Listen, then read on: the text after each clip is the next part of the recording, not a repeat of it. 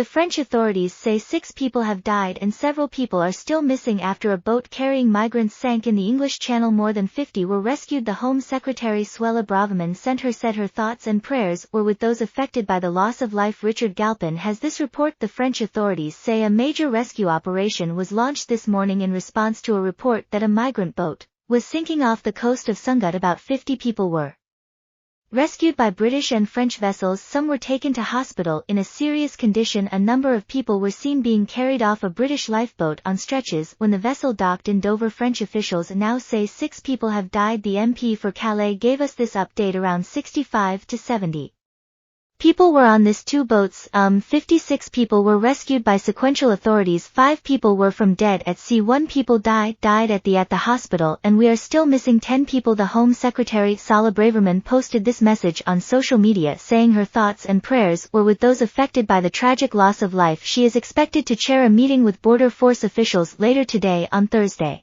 755 people crossed the channel, the largest daily figure so far this year, and more than 100,000 have made the journey since the crossings began in earnest in 2018. Once again, the channel, one of the most dangerous and busiest shipping lanes in the world, has proved to be deadly for migrants. Our correspondent Simon Jones is at Dover with this update on the story. In terms of a sequence of events, a passing ship actually spotted a boat carrying migrants in difficulty. It was reported that the people on board that boat were actually trying to bail out water using their shoes. Now an emergency response was activated. Several lifeboats were sent to the scene, and by the time they arrived it was a pretty catastrophic picture. You had numerous people in the water screaming for help. Rescuers did what they did. 1 person airlifted to hospital in Calais, where that person was pronounced dead. 5 other bodies were taken to the shore by the lifeboats and the survivors. Around 40 to 50 people were actually brought here to Dover and also on the other side of the channel over in Calais. But I think what is concerning for the authorities is speaking to rescuers.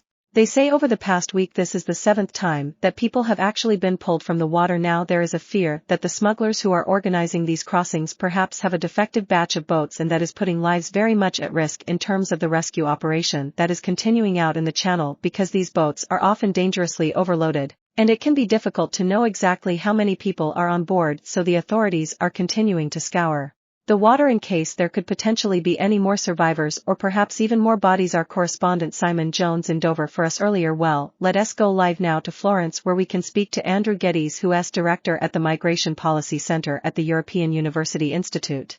Thank you so much for joining us, Andrew. First of all, what do you think British and French authorities should be doing to prevent tragedies like this? But I think as we know from the reporting, is absolutely essential. The authorities are able to cooperate to prevent people making these dangerous journeys. The fact that this is continuing is an indication of the up to now the failure of cooperation. They've been a frequent attempt over recent years for the French and British authorities to reach agreement, a more effective means of policing the channel and stopping people embarking on these deadly and dangerous journeys, but we are not seeing the results of that. So I think that this is an indication of failure of a cooperation, a need for a reinforced population to prevent of tragedy reoccurring. And what would that cooperation look like? For example, the Dover MP Natalie Elphick said that this incident highlights the need for joint patrols on the French coast to stop migrants leaving there to come to British shores in the first place. What is your response to that? Well, I think there's no magic solution. No one single measure can resolve what is a very complex issue. There would need to be increased cooperation on security to prevent people making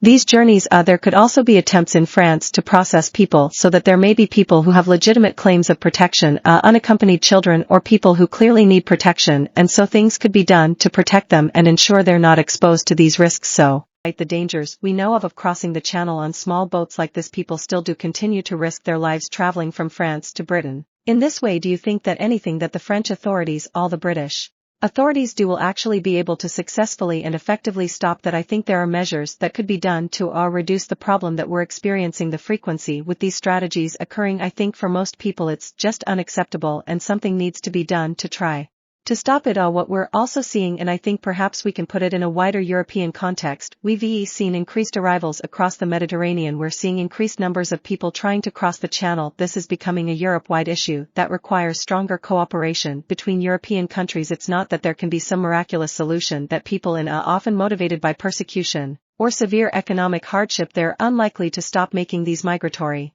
journeys, but other the situation in Europe at the moment is becoming untenable and others a clear need for stronger and more effective cooperation. Well, Andrew, will have to leave it there. Thank you. That's Andrew Geddes, the director of the Migration Policy Center at the European University Institute. Thank you for your time. Thank you.